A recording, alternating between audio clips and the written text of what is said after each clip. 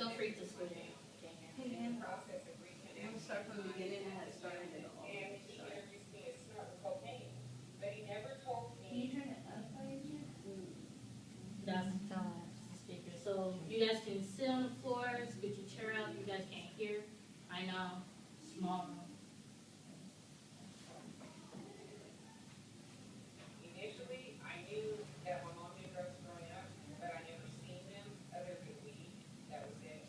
But later on, I went into foster care and everything, and I reconnected with my family. And in the process of reconnecting, I met a gentleman, and he introduced me to snorting cocaine. But he never told me, he didn't know I never did it, and I never told him I never did it.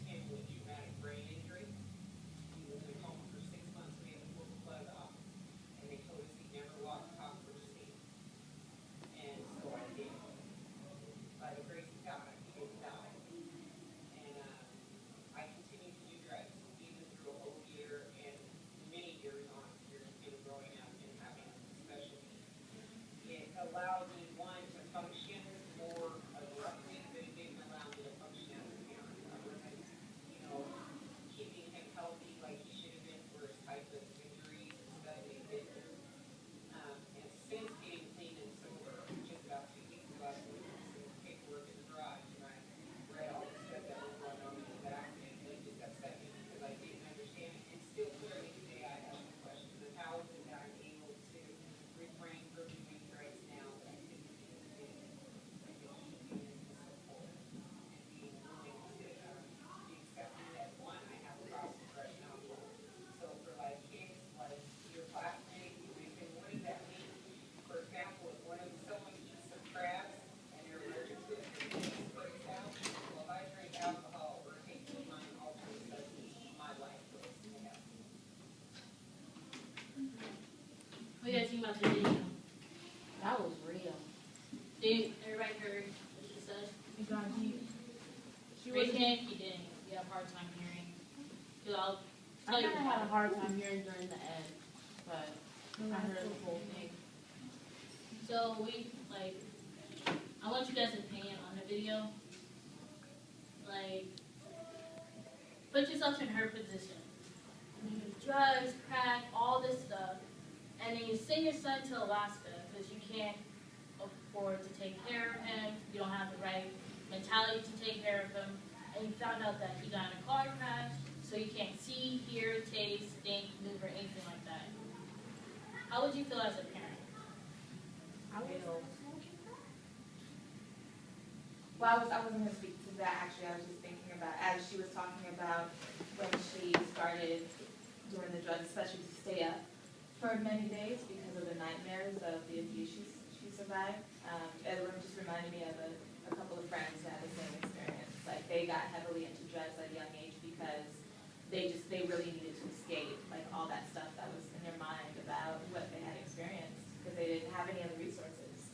And it's really hard to, you really don't know what to say when they're telling you those stories. And it's like, well, this helped me not think about that because that drives me crazy. And I'm like, that's Coping. Yeah. Does anyone have any stories or topics to relate to this? Yes.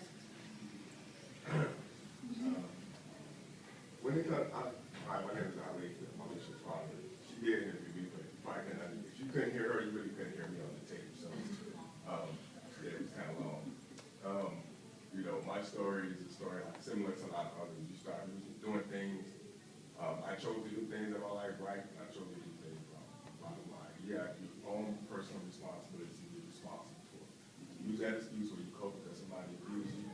I can use the excuse when my stepdad abused me and burned my hands, threw me off the roofs, tortured me on a daily basis, which he did. But I used that anger and that pain, and I did some things in my life that I'm not proud of. Before drugs, I was into gangs heavily. I was shot 5 times, lay dead on the floor. They had to bring me back to life like 3 times. You know, this is at 15 years old. You know, at 19, I moved to Seattle, which probably was one of the biggest things to save my life. Going to pay attention because from not just being a gang, I became a gang leader.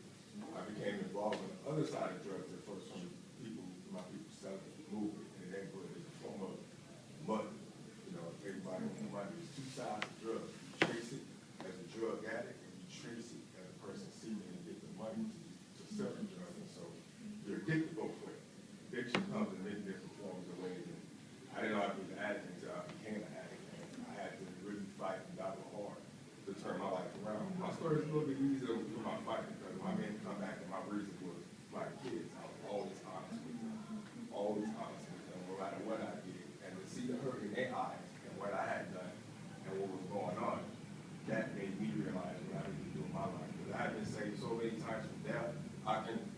It's at least about 25 major incidents in my life that we don't have time to go through, but being shot and stabbed, I've been shot a total of 7.5 times. I said half the one raising me through my face. People have always been trying to murder me since I was 13 and 19 years old on a probably daily basis. And almost succeeded a few times. But once I got through all that and got here, that's when I felt like my life was just all the pain and stuff set in, the anger, I turned to drugs. And that became more worse. I was trying to hide from problems, cope with them, and deal with them. All it did was just really increased them, but I ended up getting more problems than I had originally, than I originally had from drugs. And so, what I do now, I've turned my life around to the point where I speak with my daughter, I speak with my kids to let them know about it, and they speak with their friends, and I'm glad and positive that she's out speaking to you guys, because the story got a little bit deeper. I don't know if she wants me to share this or not, but her mom is still out there, and we still pray for her. And, I dealt with her family before she was around, it was just her family was a comfortable family drug, and it's kind of like, that's what we grew up in, that's just what it was. It's okay. I'm sorry, I didn't mean to bring that out, but when I speak, I have to speak the truth from the whole aspect, so everyone understands what me and her struggle and go through on a daily basis. This is where it leads us. To a point that it's better, but it is a point where it does, it's emotional. But we pray, and we're gonna get it right, and she's gonna get it right, it's gonna be all good. But it's a patient thing, and you just gotta deal with it and go through it. You got a loved one yourself that are going through this, just be a little patient with them. I work with people in weird ways. I'm not even supposed to be here talking, this is at 15, I'm going on 40 in the next month and a half. So I've been through all this, and I'm still walking and talking and breathing. And yeah, I've raised 4 children, and it's a blessing that they understand, know my path, know my struggle, and they're doing totally opposite of that. So I'll give you back to slow that. Thanks, guys. Any more comments?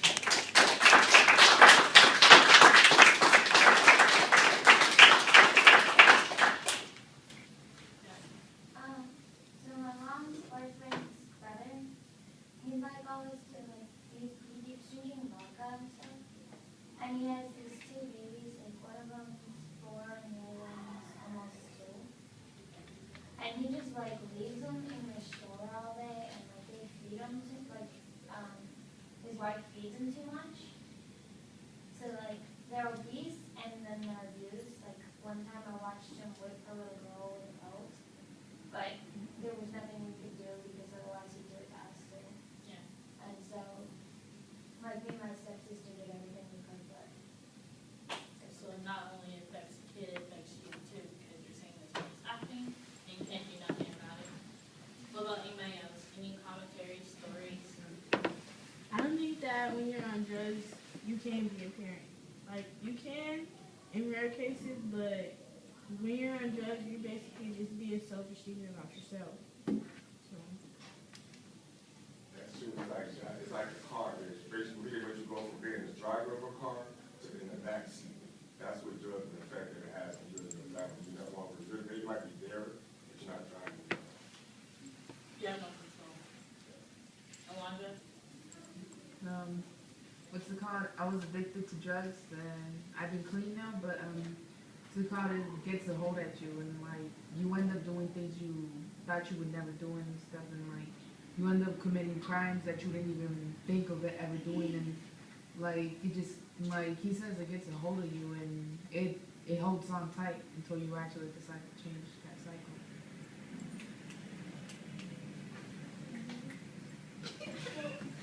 One thing that I think we're kind of missing in our conversation is like, yes, it's an addiction, but as an adult child of ex-parents, when they talk to me about it, they're like, it became as essential as food and water. Like, that's where my line was. Like, of course, I chose the drug over you, and I chose to buy the drug rather than your diapers because it was like how I survived.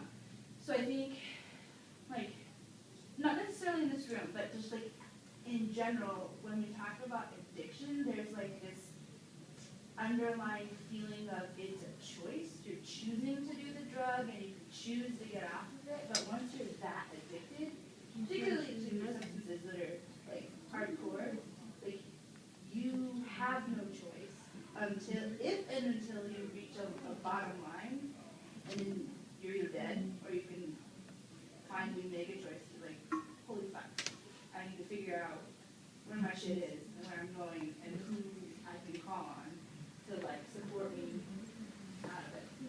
Yeah. So, Like the lady in the video said that since her son is basically paralyzed, yes, can't see or anything like that, she thinks when she was on drugs, she said, oh, I'm gonna just go walk down the street and get some drugs.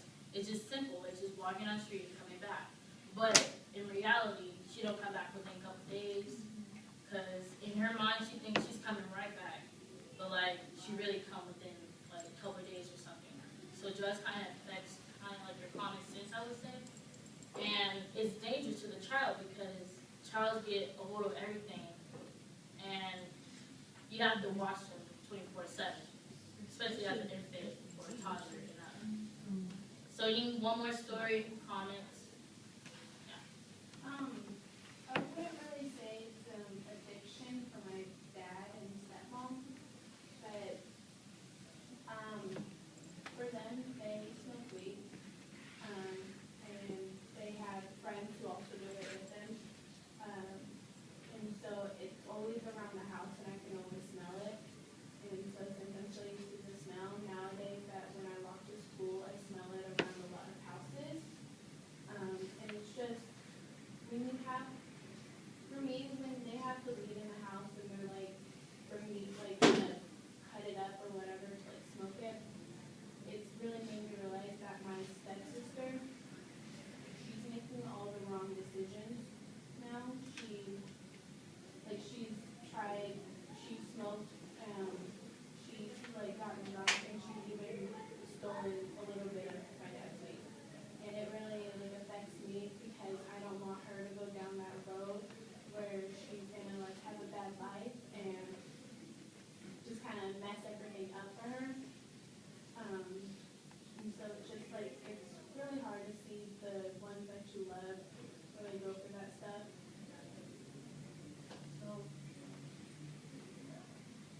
So, Crystal's story in the beginning, everybody still remember that? You gotta read it again, or cool? Okay, so, can I have someone else read this?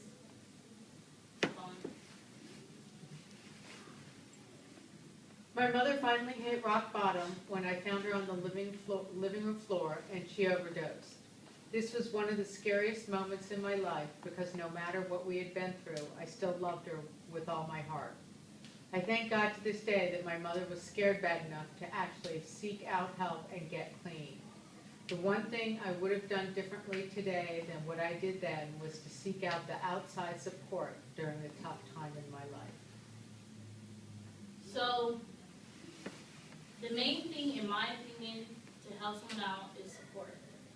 Support, when I mean by support, I mean like, if you're doing a sports team or a dance team, anything like that, you can get support from your coach or like your teachers, preacher, anything like that. And like it helps prevent depression because they have someone there for them to talk to them, to look up to.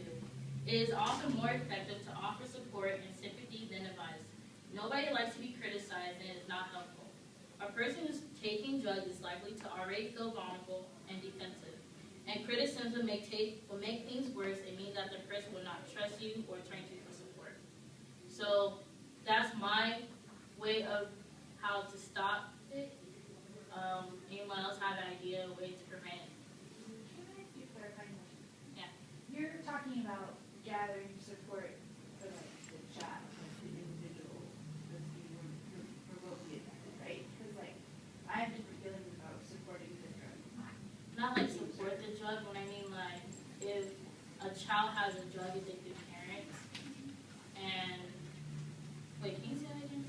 Okay, so like are you talking about seeking out outside support for the child to survive their parents' addiction and like not fall into that trap? Or are you talking about ways in which people can support the drug user? It can work with both of us. Like I feel like if you're a parent that has addiction and like you need help, support them, like help them out, tell them all the things that they're doing wrong, but like in a way, like I said, it is more effective to offer support and sympathy than advice. But as a child, for a child to deal with it, instead of coping it, instead of taking drugs to hide the pain and basically hide from their life, they can do dance teams, sports teams, anything like that to get their mind off of that and how them not fall into the trap that their parent is going. I see that, and I just like, I don't know, like with my parents, I chose to like kind of love them from a distance and like, I love you and I support you,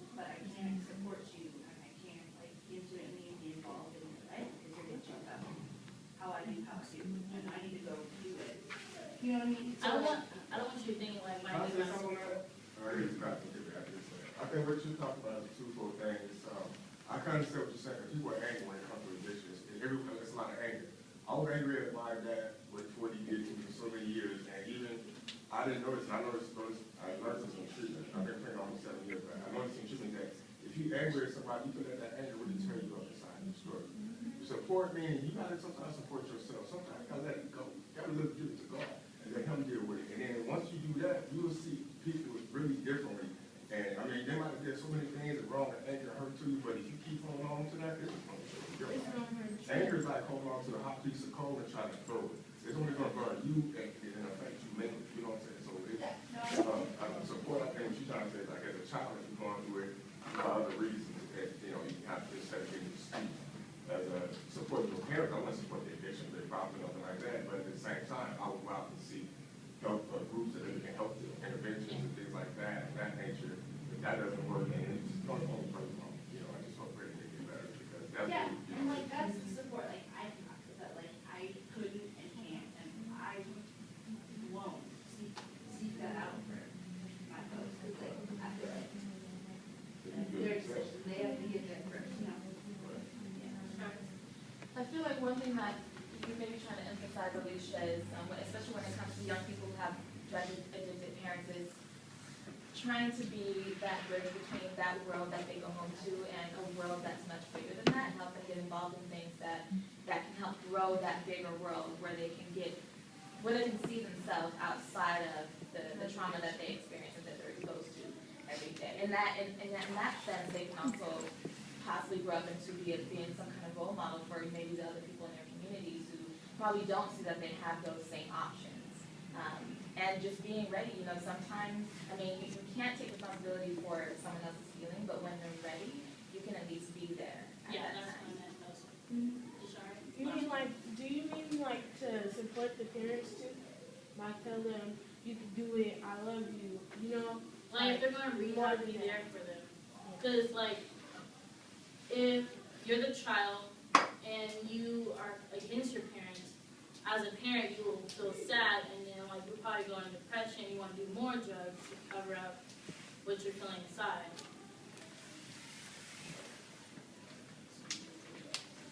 So, before I read the resources, I want to read the children's reaction. So, they tried to be very good to please the parent, tried to avoid going home, perhaps spending a lot of time with their friends, tried to harm themselves or act in ways that might harm themselves, become withdrawal, and perhaps get overlooked. And parents of substance abuse, to me, parents set examples that increase the risk of their children will smoke, use illegal drugs, and abuse alcohol. Children of substance abusing parents are more likely to become substance abusers themselves, said Joseph A. Califano, who is a former U.S. Secretary of Health, Education, and Welfare. So as a kid who had both of my parents become addicted drug addict, my dad is an ex-drug addict. As personally, I was more quiet, going to myself. I didn't want to invite my friends over or anything like that. I was just kind of like in my own world. I was like trying to avoid them in a way. And here's a lot of the resources. The first two are free rehabs. All you have to do is just call them, tell them your situation, and then they'll be able to help you out any other way. If it's, and the last one, it's not free, you have to pay, but this is like a good resources to go to. It's local, so plus there's more, there's millions of resources to go to rehab, so. And we have 10 minutes, so discussion. Anyone have questions, stories, commentary? Anything like that? No? Do you feel like, since your parents do drugs, do you feel like people look down at you? I feel like they expect me to go in the same pathway as my mom and dad did. But that's why I'm so passionate to talk about this topic, because it affects me too, because like I said, it affects me financially. I can't, basically, I get picked on at school because I don't have the newest shoes or any shoes at all or anything like that. And like, it's just, I don't want to get too personal with it, but yeah. Well, it was like for everybody. Yeah, if you have questions about me and my experience, Your feel free parents to get ask. drugs, do you feel like they look down on you because they're your parents, what your parents do? This doesn't exactly answer it, but bringing back to something that was said earlier about offering support rather than judgment, I think that also is really important for children. So rather than judging their family and their family structure and what they're going through, it is, as we've said, much more helpful to be that sympathetic, supportive listener and caregiver. I just want to say that I think it's so great that you're talking about it, because I really believe that sunlight and light heals so much. And when you're able to talk about it and really own it, it really will, it's your own personal strength, and you'll find that others around you that maybe were the ones criticizing you before will then turn into support, because then you're shining a light on them too. I guess to answer your question, maybe not answer your question, but kind of add to that, it really depends, or partially depends on the community that you come from. I'm just thinking about, I grew up in Tacoma, in the Hilltop, and in the 80s and 90s, when crack hit, it really devastated that community. And so growing up, I mean, we heard a lot of insults, as you hear children throw at each other, but one of those was not really about, oh, well, your mom does drugs or your brother's a crack addict. Like, it wasn't like that, because it was most likely that someone in your family was also impacted in that way as well. So in a way, it was kind of normalized, like, you just kind of knew, but no one ever talked about it, like, out in the open, negative or positive. It was just there, it just happened. And it was a sad thing that people would try and just kind of avoid or pretend like, it wasn't going on, or just be like, okay, well, that's just the way life is. But that's one thing to really understand, especially if you didn't grow up in that, this is new to you. Like, when people start talking about, oh, well, you have a choice to not do that, it's not as simple, especially when you go home to a reality where the people that you would normally call your support system are all impacted by it. Alondra? When you do share and stuff, like, I want to answer that because, what's it called? When I was going through all the struggle and everything, the drug addiction and everything, I had people around me, but the thing is, like, I didn't interact with them. I was in my own, because I was an ex-gangbanger before too, and it was like, I was hard-headed, and like, I didn't care about nobody. I was in my own thing, and I was drug dealing, I was drug using, and like, I seen so many cases of, like, I'm a mentor now, and I see so many cases, including one that he has a family and everything. He has both dad and mom, but they don't live together. They both try to help him out, but they gave up on him. So now that he's really trying to get his act together, they're not helping him. He just got out of rehab about 3 months ago. Yeah, no wait, he just got out 2 weeks ago. Yeah, but he's there for he's been clean for 3 months and 2 weeks already. And let's say that I've been there from the start since I met him, and like, he's out of, like, you can't ever get out of the gang, but he's less involved with them. He doesn't hang out with the same people. He tries to get support from other places. I try to support him. I'm gonna get him a job and everything, and like, I think that this actually brings out the true, like, you're actually giving out real experiences that people really don't know about, and you're trying to get that message out, because it ain't easy. Like, people think, oh yeah, it's their choice. Yeah, it's like they're doing that just to do it for fun, and it's not. It's just, it happens, and once it happens, sometimes you can't even stop. So. Yeah. Like how they say your parents do drugs, and then the kids are more likely to do drugs. Well, I used to smoke weed, but that's only weed, nothing more, not cocaine or anything. So I was strong enough to stop and break that tradition of my grandparents doing drugs, my dad doing drugs, my mom, anything like that. So hopefully when I get older, I can teach my kids that and don't encourage them to get away. Their relatives did.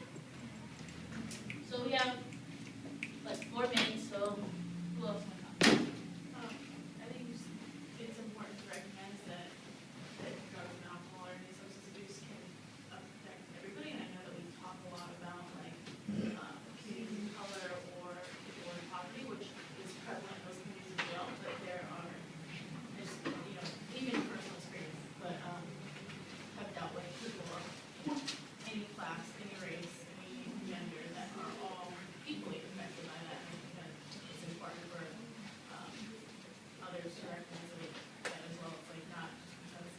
mean, sometimes it's easier to maybe hide because of your money, or because of your race, or because of your community, but because, I could walk down the street, or, you know, somebody next to me wants to go, and sometimes my wealth, my income, you know, they might have the same issues with it, so I think that's important to recognize. So I'm passing out these feedbacks, you don't have to sign them, but, I mean,